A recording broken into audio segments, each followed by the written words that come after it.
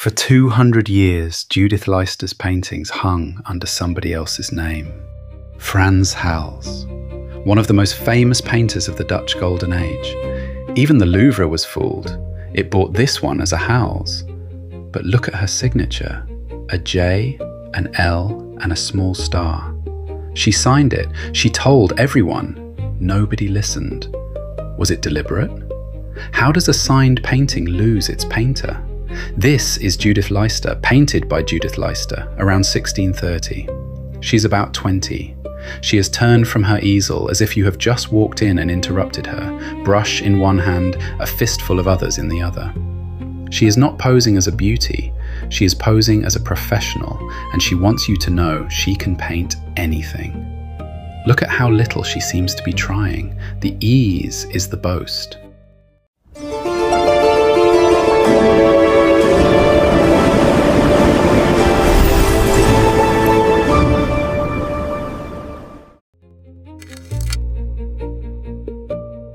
To understand how she disappears, you have to see how narrow the door was that she came through.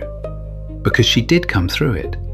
A guildmaster at 24, one of the first 2 women the Haarlem Painters Guild ever admitted, praised in print while she lived as the leading star of art.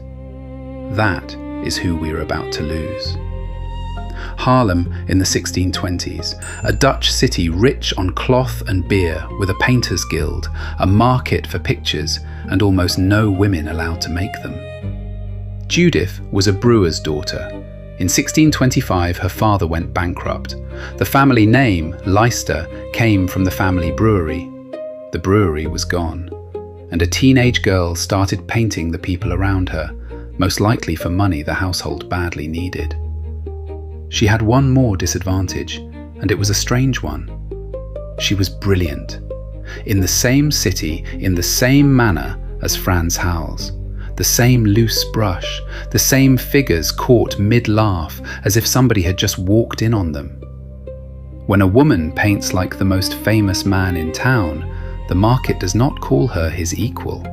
It calls her his shadow. Or, later, it just calls her him. She did not stay a shadow for long. As a teenager, she spent time in Vlieland near Utrecht, where the followers of Caravaggio were painting by candlelight, and she took that light and made it her own. A single flame, a face leaning in out of the dark.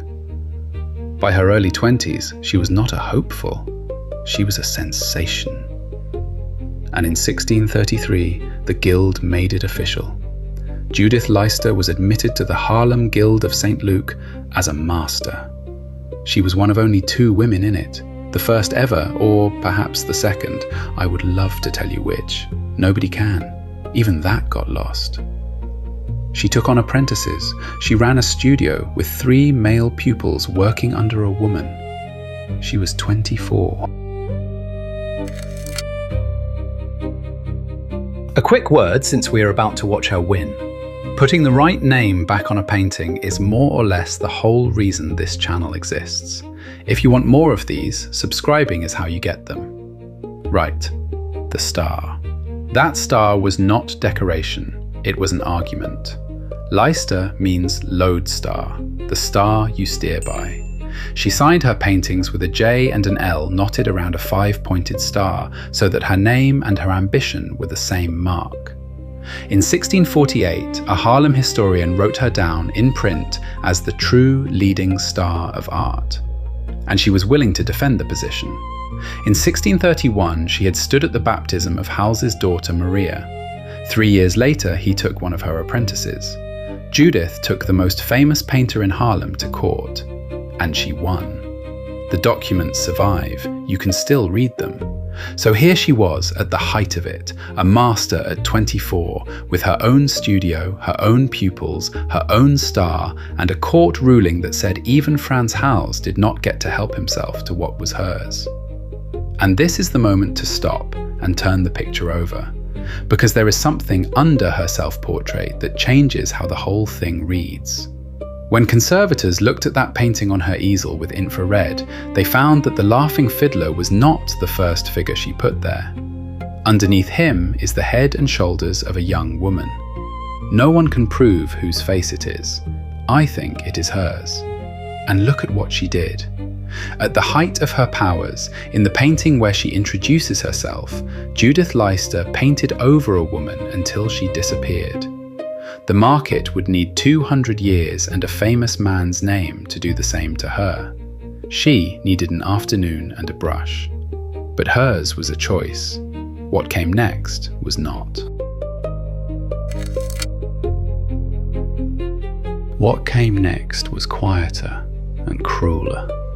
In 1636, Judith married a fellow painter, Jan Mintzer Molenaar, and moved to Amsterdam, and the signed paintings stopped.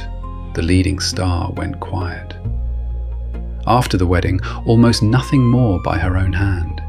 One watercolour of a tulip in 1643, almost certainly for money, while her husband's debts piled up. As far as anyone can tell, that is the entire surviving output of the decade. One flower. She had 5 children, 3 of them she buried.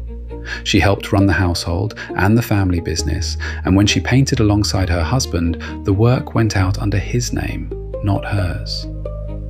And that is the real theft.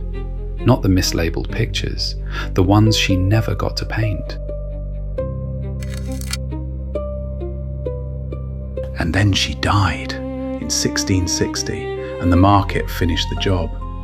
With no new paintings signed with the star, and a manner so close to Hals that buyers could not tell them apart, her pictures quietly migrated.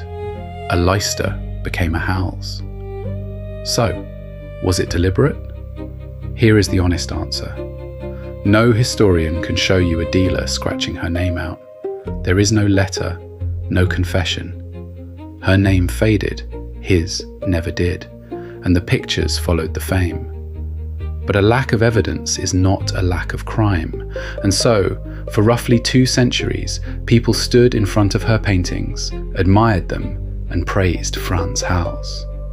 The tells were there for anyone who wanted them. Her colour is stranger than his.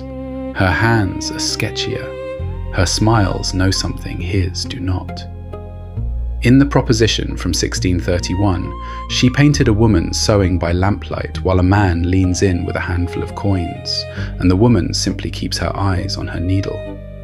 It was a scene her male contemporaries painted as a bit of fun, and this is where I stop being neutral. She painted it as a woman refusing.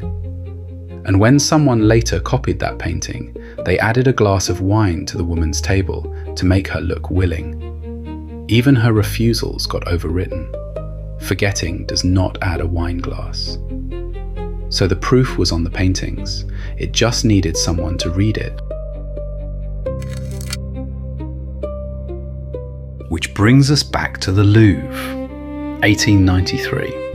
A court case over that merry couple bought as a Frans Hals. And there, under the wrong name, sits the signature that has been waiting the whole time. The J, the L, the star. The picture is struck from Hals and given back to Judith Leyster. Somebody finally listened. And once the first one was read, the others followed. Since 1893, one painting after another has come off his name and come home to hers. But here is the question I keep turning over. Would she have cared? Because not every painter would. Hokusai, on the other side of the world, changed his signature 32 times. For a while he signed himself, "One who is crazy about painting." For him, on my reading, the work was the point, and a name was a coat you change. And yet the name he kept, Hokusai, honours the god of the North Star. Hers meant the lodestar, the same star. He spent a lifetime shedding names. She staked everything on one. Everything Judith left behind says she was never going to shrug. The star was her name. The lawsuit was her name. This portrait is a woman looking straight at you mid-sentence, telling you exactly who did this. She cared. And 200 years too late, so did we. So the next time you stand in front of a painting and read the name on the label, how sure are you that the person who signed it is the person you are being told made it?